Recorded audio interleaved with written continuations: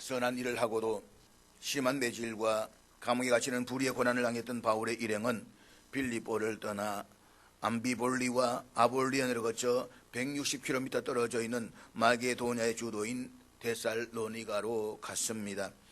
아볼로니아에서 데살로니가로 가기 위해서는 말라리아가 창궐하는 늪지대를 거친 다음에 가파른 언덕길을 올라가야만 합니다.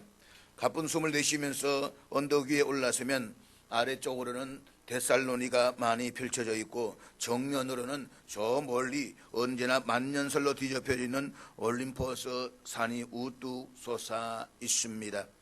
올림포스 산은 해발 2917m로서 그리스에서 제일 높은 산입니다. 앞에 우리가 산을 볼 수가 있습니다.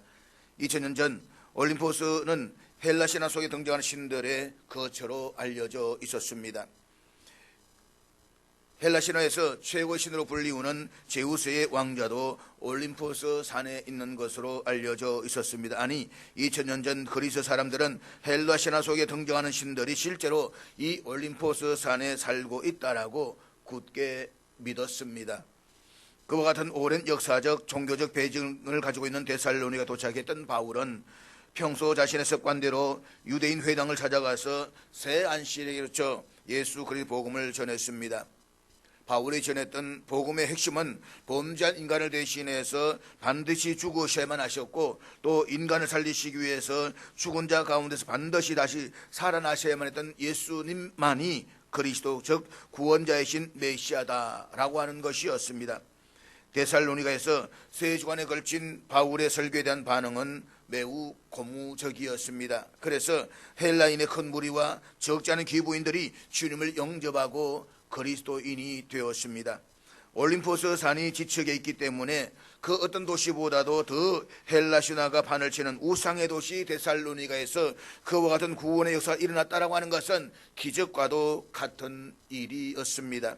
때문에 적어도 하나님을 아는 사람이라고 한다면, 그리고 하나님을 믿는 사람이라고 한다면 그와 같은 놀라운 기적과 같은 현실 앞에서 바울과 함께 하나님을 찬양하면서 기뻐해야만 마땅한 일이었습니다. 그렇지만 같은 날, 같은 시간, 같은 장소에서 바울로부터 똑같은 하나님의 말씀을 들었다라고 해서 그 자리에 있었던 사람들 모두가 다 예수님을 영접하고 그리스도인이 된 것은 아니었습니다. 똑같은 장소에서 바울로부터 똑같은 하나님의 말씀을 전해 들었음에도 불구하고 오히려 바울에 대한 불타는 시기심에 사로잡혔던 사람들이 있었습니다.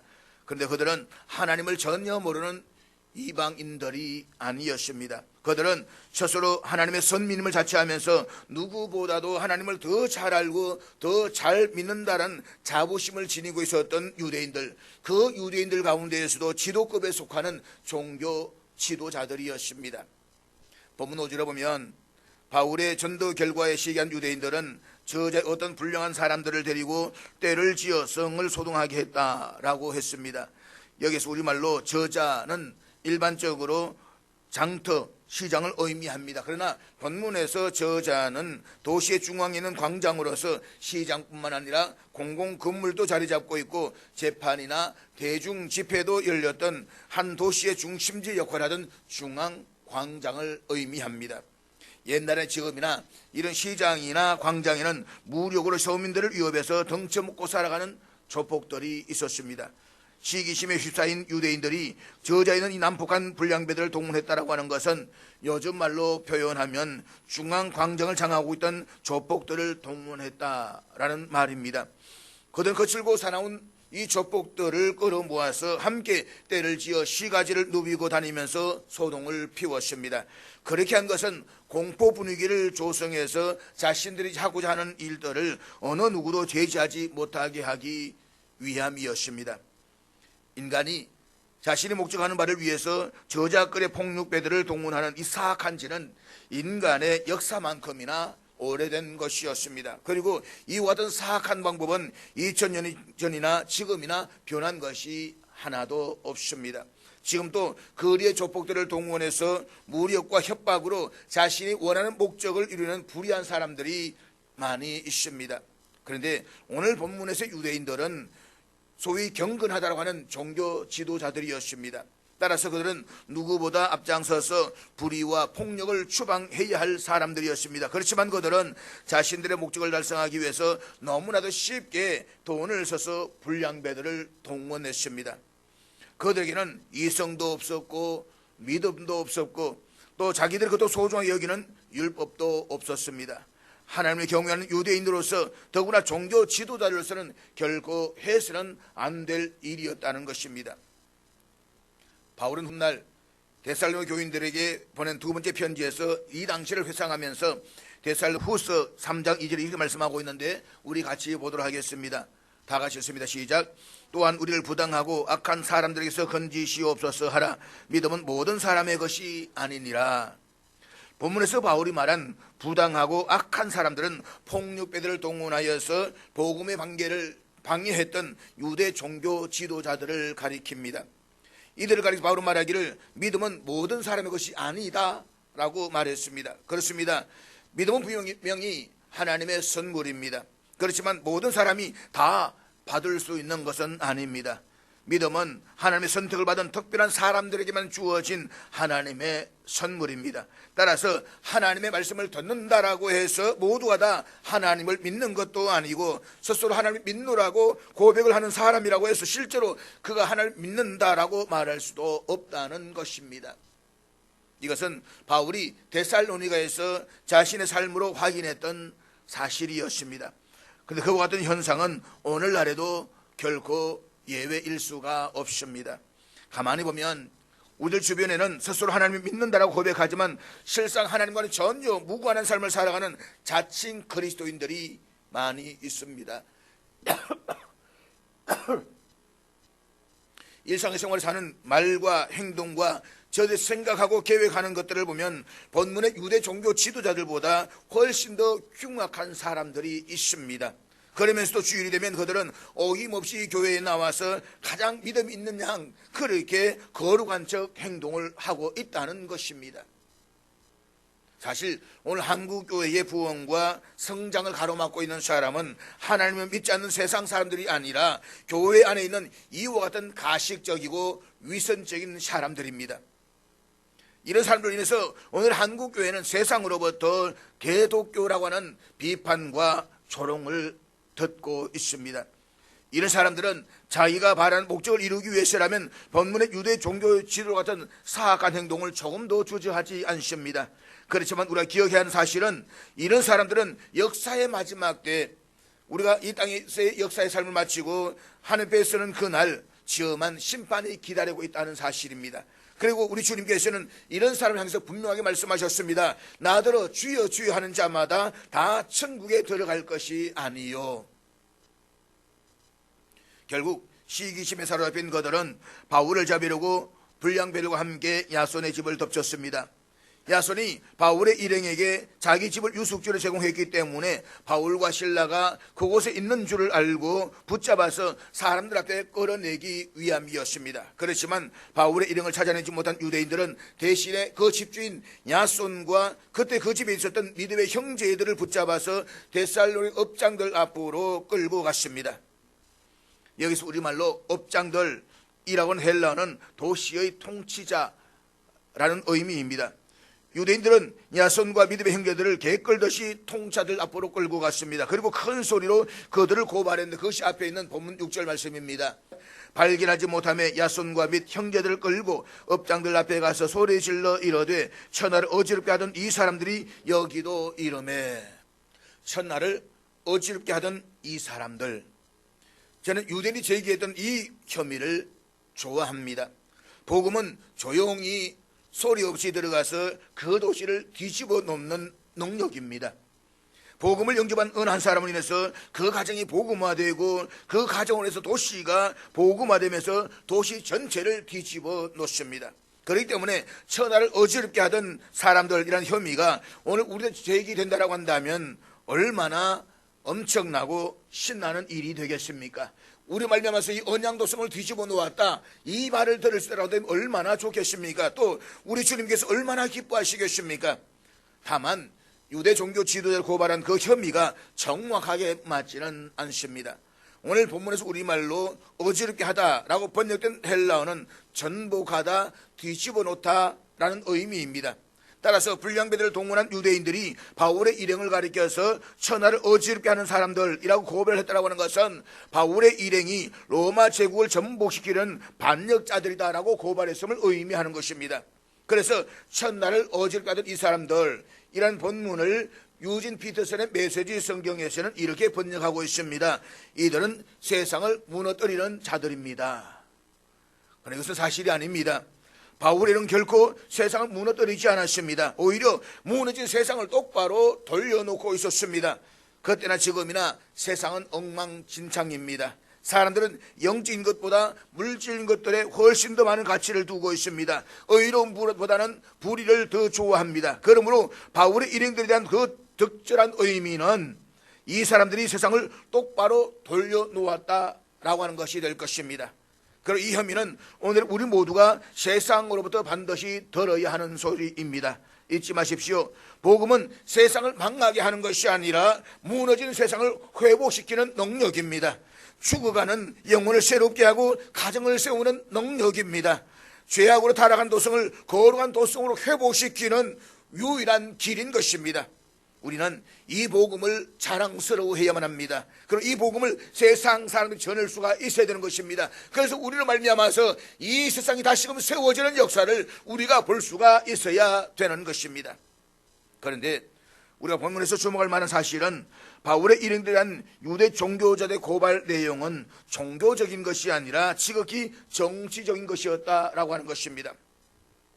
역사적으로 유대인들은 자신들을 지배하고 있는 로마 제국과 로마인들을 좋아하지 않습니다. 그럼에도 불구하고 그들은 한수를 듣고서 바울의 일행이 가이사를 거역하고 예수라는 다른 임금을 섬긴다라고 고발했습니다. 그들이 언제 이렇게 가이사에게 충성했습니까? 그들은 가이사가 죽기를, 가이사가 저주를 받기를 늘 요구했던 사람들입니다.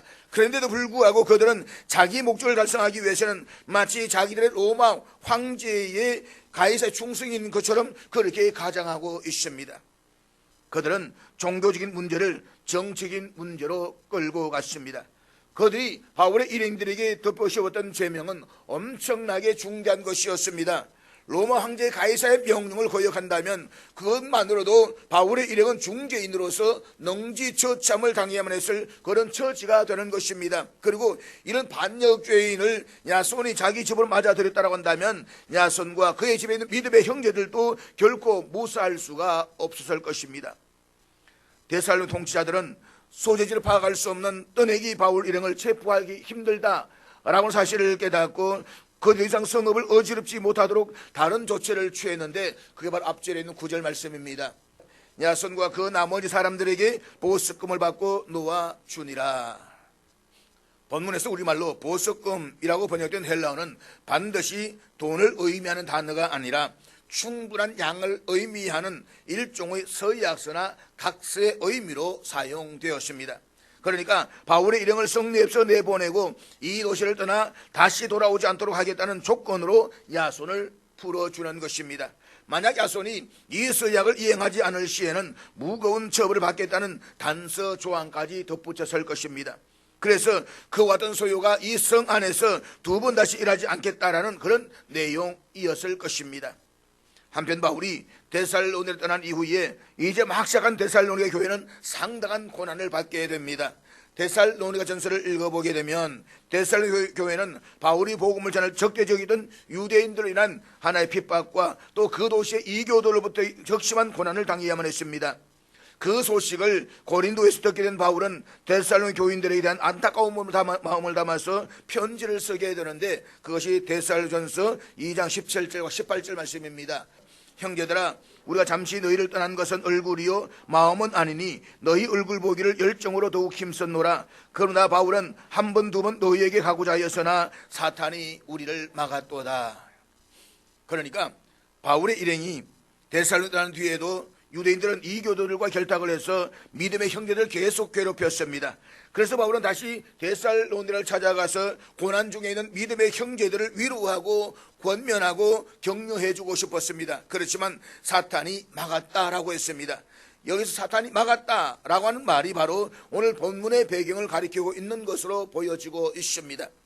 만약 바울이 데살로니가로 되돌아가게 되면 데살로니 동차들에게 약속 이행의 각서를 쓰고 석방된 야손과 믿음의 형제들이 곤경에 빠질 것은 너무나도 분명한 사실이었습니다.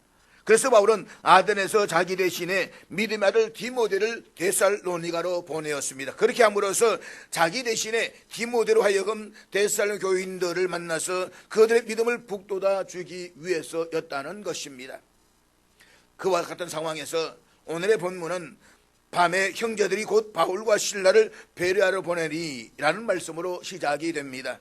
유진 피터슨에선 메시지 성경은 이 부분을 이렇게 번역하고 있는데 우리 다 같이 읽도록 하겠습니다. 앞에 같이 읽습니다. 시작. 그날 밤에 형제들이 어둠을 턴타 바울과 실라를 신속히 성읍 밖으로 빼냈다.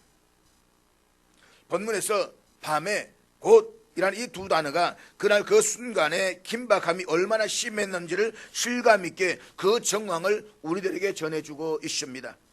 그날 낮에 바울을 시기한 유대인들이 바울을 해치기 위해서 불량배들을 동원해서 온 시가지를 퀴죽고 다녔으니 피신하는 사람들이나 또 그들을 피신시키는 사람들이나 그 순간 절박한 심정이었을 것임은 충분히 짐작할 수가 있습니다. 그런데 본문에서 밤에 이 밤 앞에 정관사가 서이지 않은 것을 보아서 그때가 야손과 교회 형제들이 풀려난 그 밤은 아니라는 사실을 우리가 알 수가 있습니다. 그러니까 야손과 믿음의 형제들은 바울과 실라 때문에 무리들과 통치자로에서 고초를 당했지만 바울과 실마를 원망하거나 그날 밤에 자기 처소에서 곧바로 내쫓지 않았다는 것입니다. 오히려 그들은 바울 일행을 데살로니가의 어느 안전한 곳으로 피신시킨 후에 사람들의 눈에 쉽게 띄지 않는 밤을 선택해서 바울과 실라를 안전하게 피신시켰던 것입니다. 바울과 실라는 그날 밤에 자신의 복음을 듣고 그리스도인이 된 믿음의 형제 도움을 받아서 그곳을 떠나서 데살로니가에서 서남쪽으로 80km 떨어져 있는 베레아로 가게 됩니다. 걸어서 사흘길을 걸어가는 셈인 것입니다. 그런데 바울의 일행이 베레아로 가게 된 것은 바울의 주도적인 계획에 의해서가 아니라 데살로니가의 형제들에 의해서였다는 것입니다. 그리고 데살로니 유대인들이 베레아까지 찾아와서 바울의 일행을 방해하니까 베레아의 형제들이 바울을 바닷가로 피신시킨 후에 아덴까지 인도해주고 돌아왔다라고 했습니다. 모든 것을 주도적으로 하기를 원하는 것이 바울이었습니다. 바울은 지금까지 그렇게 주도적으로 모든 사역을 감당해 왔습니다. 그런데 마게도냐에서는 매우 수동적으로 행동하고 있음을 볼 수가 있습니다. 그것은 바로 바울이 유럽의 지리에는 밟지 않았기 때문입니다. 우리가 익히 알듯이 바울은 아시아 길리기아의 다소 사람이었습니다. 따라서 아시아의 지역에 관해서는 어느 정도 밝았지만 유럽은 어두울 수밖에 없었습니다. 때문에 바울도 마게도의 환상을 보기까지는 유럽 올 생각조차 못했지 않습니까? 데살로니가와 베레아 성도들은 바로 이 사실을 알았습니다. 그러므로 그들은 가만히 있지를 않았습니다. 바울이 부탁하지 않아도 자신들이 무엇을 해야 하는지를 알았습니다. 그리고 알아서 적극적으로 주도적으로 바울을 도왔던 것입니다. 그래서 바울은 베레아로 아덴으로 별 어려움 없이 사역지를 옮겨가면서 복음을 전할 수가 있었던 것입니다. 우리 이와 같은 사실에서 한 가지 중요한 교훈을 깨닫게 됩니다. 훌륭한 목회자가 탄생하는 것은 그 목회자의 위대한 마음으로 되지 않는다라고 하는 것입니다.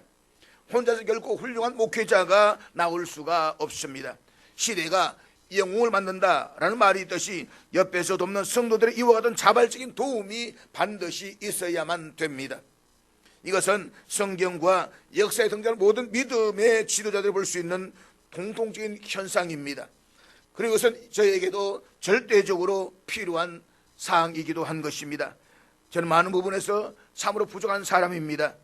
여러분의 기도와 적극적이고 자발적인 도움이 없다라고 한다면 결코 이 사역을 감당할 수가 없습니다. 지금까지 부족한 저를 위해서 적극 도와주심에 늘 감사하고 있습니다. 앞으로도 계속해서 부족한 목사를 주도적으로 도와주는 지혜 있고 센스 있는 여러분 되어주시기를 정중하게 부탁을 드립니다. 한편 지금까지 바울은 로마지 건수란 이 비아 에그나티아라고 하는 주요 도를 따라서 전도를 했습니다. 앞에 지도에서 붉은 선으로 그어져 있는 것이 바로 로마 제국이 건설했던 비아 에그나티아라는 주요 도로입니다. 그리고 작은 사진을 보게 되면 그 돌로 해서 도로 만들어져 있는 것이 있는데 아직도 그 흔적들은 그대로 남아있다라고 이야기를 합니다. 그런데 바울이 지금 도착한 베레아는 그 주요 도로에서 멀리 외딴 곳에 떨어져 있는 도시였습니다. 그럼에도 바울이 외딴 곳에 위치해 있는 베레아로 올 수밖에 없었던 이유는 데살로니가 믿음의 형제들이 보낸 곳이 바로 베레아였기 때문이고 또 그것 외에는 다른 방도가 없었을 것이기 때문이었습니다. 그리고 사흘길을 걸어서 급하게 찾아온 베레아에 도착했을 때는 아직 낮이었습니다. 베레아에 도착한 바울은 휴식 취하기 전에 자기의 습관대로 먼저 유대인 회당에 들어갔습니다. 평소의 습관대로 그곳에 있는 사람들에게 복음을 전하기 위함이었습니다. 바울의 이러한 모습은 자신에게 어떤 상황이 주어졌든 어쩔 수 없이 주어진 상황이라고 할지라도 복음을 전하는 기회로 삼았다는 것을 보여주고 있습니다. 내 마음대로 내 뜻대로가 아니라 성령 이끄심에 따라서 주어진 상황이 어떠하든지 간에 그곳이 바로 복음의 장소였다라고 하는 것입니다. 그렇습니다. 우리도 우리 뜻과는 상관없이 내게 주어진 어떤 상황에서도 주를 위해서 복음을 전할 수가 있어야만 합니다. 결코 자기 생각과 취향에 따라서 일을 하려고 해서는 안 되는 것입니다. 그런데 가만히 보면 꼭 자기 입맛에 따라서만 일을 하는 사람이 있습니다. 자기 취향에 따라서만 일을 하는 사람이 있습니다. 그런 사람은 결코 훌륭한 지도자가 될 수가 없는 것입니다. 어디를 인도하시든지 어디에서든지 간에 하나님 원하신다고 한다면 그곳에서 바로 내가 감당할 사명이라는 깨닫고 감당할 수 있을 때 우리는 선한 역사를 이룰 수가 있는 것입니다. 그런데 본문 11절은 바울이 급하게 찾아간 그 베레아에 대해서 다음과 같이 말씀하고 있는데 우리 11절 본문 다 같이 읽도록 하겠습니다. 베레아에 있는 사람들은 데살로니가 있는 사람들보다 더 너그러워서 간절한 마음으로 그 말씀을 받고 이것이 그러한가 하여 날마다 성경을 상고함으로. 오늘 본문에 보면 사도행전을 기록한 누가는 베레아 사람들에서 몇 가지로 이렇게 소개를 하고 있습니다. 먼저 베레아 사람들은 더 너그러운 사람들이었다라고 했습니다. 오늘 본문에서 더 너그러워서 라고 하는 말이 개역개정에서는 더 신사적이어서 라고 번역을 하고 있습니다. 그런데 여기서 너그럽다 혹은 신사적이었다 라는 단어가 헬라어는 고결하다 라는 의미로 사용된 형용사입니다.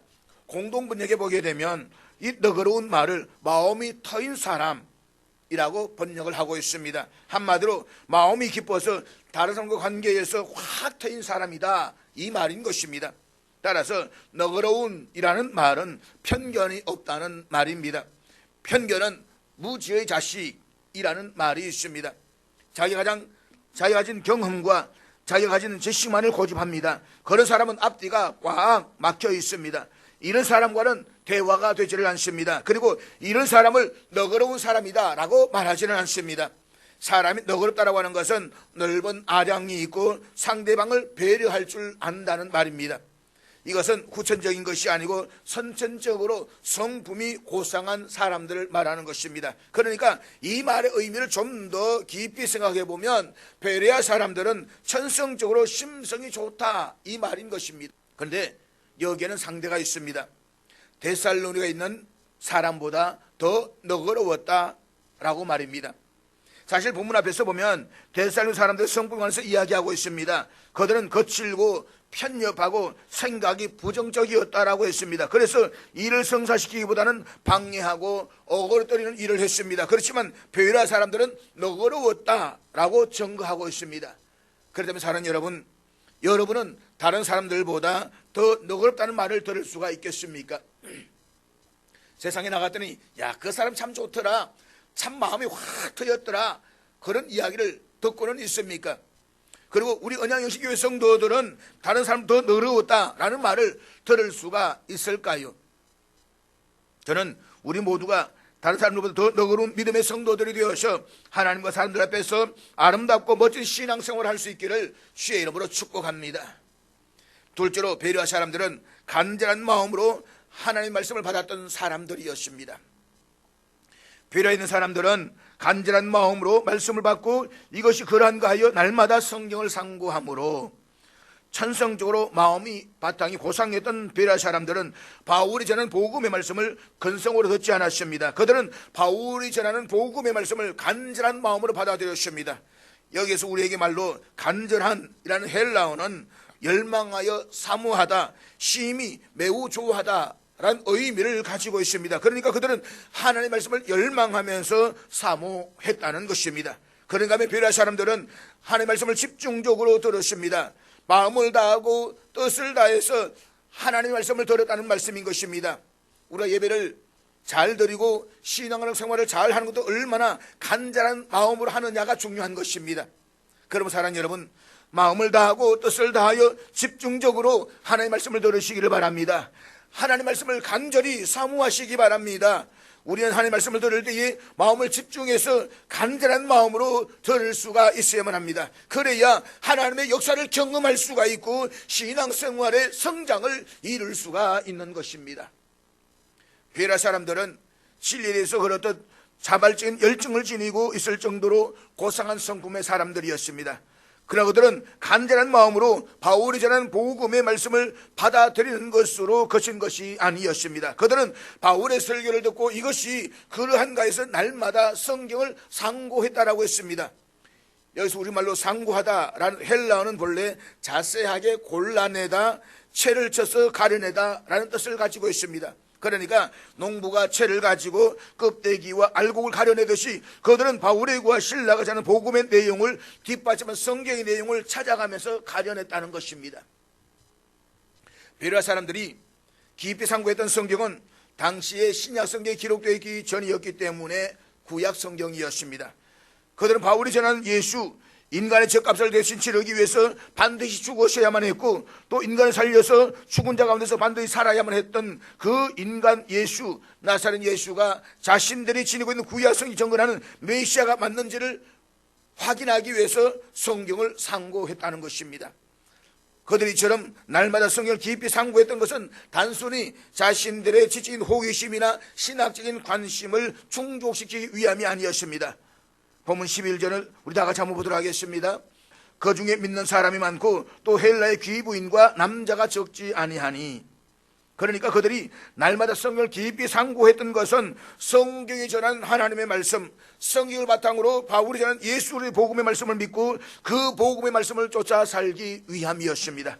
똑같이 복음을 전하고 똑같이 설교를 했지만 데살로니가 유대인들은 거부했고 베레아 유대인들은 간절하고 신중한 마음으로 복음을 받아들였습니다. 그 결과 바울의 설교를 듣고 주님을 영접한 사람들은 평소 유대인 회당에 회집했던 베레아 유대인들만이 아니었습니다. 데살로니 때처럼 베레아에서도 주님을 영접한 사람들 가운데에서는 유대교로 개종했던 헬라인들과 귀부인들도 적지 않았습니다. 그들이 복음을 받아들일 수가 있었던 것은 날마다 성경을 상고하는 삶을 살았기 때문에 가능했습니다. 날마다 깊이 생각하면서 사는 삶이었기 때문에 가능한 일이었습니다. 생각 없이 살아서는 절대로 누릴 수 없는 하나님의 귀한恩총의 선물이었습니다. 그러므로 하나님의 말씀을 들을 때에 마음을 다해서 열심히 주의를 집중해서 들으시기를 바랍니다. 그래야 해서 세상 사람들이 결코 누릴 수 없는 하나님의 귀한恩총의 선물을 누릴 수 있기를 주의 이름으로 축복합니다. 본문 13절을 다 같이 보도록 하겠습니다. 데살로니에 있는 유대인들은 바울이 할 말씀을 베레아에서도 전하는 줄을 알고 거기도 가서 무리를 움직여 소동하게 하거늘. 바울이 베레아에 나타나서 예수 그리스도의 복음을 전한다는 소식이 데살로니에 있는 유대인들에게 전해졌습니다. 베레아는 데살로니가 옆 동네가 아닙니다.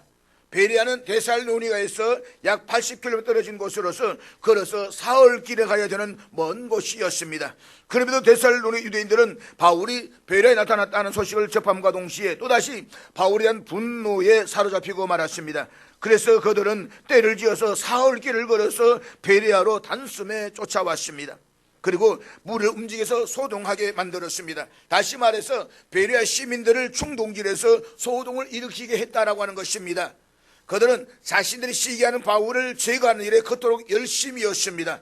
참으로 지독히 끈질긴 사람들이 아닐 수가 없는 것입니다. 선한 일을 이루는데 이토록 지극히 끈질겼으면 얼마나 좋았을까라는 생각을 해보게 되는 것입니다. 우리도 보게 되면 참으로 악한 일에 끈질긴 사람이 있습니다. 생명 건 사람들이 있습니다. 우리는 결코 그래서는 안 되는 것입니다. 선한 일에 주의 일에 지독하게 끈질긴 그런 하나님의 사람이 되시기를 바랍니다. 그것이 하나님이 기뻐하시는 선한 사람인 것입니다. 데살로니가 유대인들의 선동에 베레아 시민들도 넘어가 버리고 말았습니다. 그 당시의 상황이 얼마나 험하겠던지 바울로부터 복음을 듣고 주님을 영접한 베레아의 믿음의 형제들은 급히 바울을 바다로 보냈습니다. 여기서 바다란 베레아의 외항을 의미합니다. 급박한 상황에서 항구에 도착한 그들은 항구에 정박해 있는 배 가운데 어느 배 행선지가 어딘지를 따질 형편이 전혀 아니었습니다. 그들 급선무는 가장 빨리 출항하는 배를 먼저 타는 것이었습니다. 바울을 해치기 위해서 베레아를 덮친 데살로니가 유대인들이 항구까지 바울을 추격하지 않는다는 보장이 없었기 때문이옵니다. 게다가 당시의 모든 배들은 시간이 되면 무조건 출발하는 것이 아니라 성객과 화물이 다 차야만 출발하는 부정기선이었습니다. 그런데 바울과 믿음의 형제들이 항구에 도착했을 때 때마침 출항 직전에 배가 있었고 배에 급히 타고 보니까 그 배는 로마 제국의 숙주인 아가야에 있는 아덴으로 가고 있는 배였습니다. 그래서 믿음의 형제들은 바울과 함께 배를 타고 아덴으로까지 동행했습니다. 앞에 지도 보게 되면 한참 멀리 떨어져 있습니다. 그러니까 베레아에서 아덴까지는 무려 320km나 떨어져 있는 곳이라는 것입니다. 당시 선박으로는 나올 길이었습니다. 그 먼 거리를 바울을 위해서 동행한 것입니다. 배를 덮친 데살로니가 유대인들이 얼마나 살기가 동동했던지 믿음의 형제들이 바울을 목적지까지 자신들이 직접 데리고 가지 않고서는 안심할 수가 없었던 것입니다. 이때 바울은 마게도냐 땅을 넘어서 전혀 계획에도 없었던 아가야 땅인 아덴으로 건너가게 되었습니다. 아가야는 오늘날 그리스 남부 지역에 가리키는 로마 제국 당시의 행정구역을 의미합니다. 우리가 잘 알듯이 아시아 대륙에 살고 있던 바울이 유럽 대륙으로 건너왔던 것은 드로아에서 보았던 마게도냐 사람의 환상 때문이었습니다. 그 환상을 주님의 뜻으로 받은 바울은 즉시 이름과 함께 에게를 건너서 마게도냐로 건너왔습니다. 마게도냐가 유럽 대륙을 건너간 바울의 본래 목적지였습니다. 그리고 그때는 바울이 제2차 전도 여행 때 방문했던 오늘 튀르키예 대륙의 여러 도시를 재방문한 이후였습니다. 그러므로 바울은 자신의 목적지 삼은 마게도냐에서 복음 전도를 끝내면 일단 마게도냐에서 제2차 전도 여행을 마듭짓고 필경 자신의 본거지인 이 아시아 대륙의 수리아 안디옥으로 되돌아갔을 것입니다. 그렇지만 바울이 베레아에서 복음을 전하는 소식을 들었던 데살로니가 유대인들이 바울을 해치기 위해서 베레아 덮치는 이런 악행을 저지른 탓에 바울은 전혀 계획에도 없었던 아가야 땅인 아덴을 향해 갔습니다. 아덴을 갔기 때문에 그 같은 아가야 땅의 주도인 고린도를 찾아갈 수가 있었습니다. 그 이후에 고린도 교인들에게서 보낸 편지인 고린도 전후서가 서여질 수가 있었고 이곳 고린도에서 데살로니가 전후서를 쓸 수가 있었다는 것입니다. 이처럼 바울은 꺼림없는 박해와 모함과 고난 속에서 진리의 복음을 이 땅에 확산시키려는 주님의 뜻을 이어갈 수가 있었습니다. 데살로니가 유대인들은 악한 방법으로 바울을 모함하고 해치려고 하였지만 하나님께서는 그것을 선한 방법으로 바꾸셔서 복음이 땅끝까지 전파되는 도구로 신비롭게 역사하셨던 것입니다. 그러므로 때로 우리 앞에 있는 고난과 시련만을 바라볼 것이 아니라 합력의 선을 이루시는 하나님의 신비한 섭리를 바라볼 수가 있어야만 합니다. 그리고 세상이 악할수록 베레아의 사람들처럼 세상 사람과는 차원을 다른 고상한 성품으로 날마다 때마다 하나님의 말씀을 깊이 생각하는 그리스도의 삶을 살아갈 수 있기를 바랍니다. 그래야 설령 우리 앞에 우리가 원하지 않는 상황이 전개된다고 할지라도 항상 기뻐하고 범사에 감사하는 참된 그리스도인의 삶을 살아서 이 시대를 위한 주님의 선한 도구로 쓰임받는 저와 될 수 있기를 주의 이름으로 축복합니다.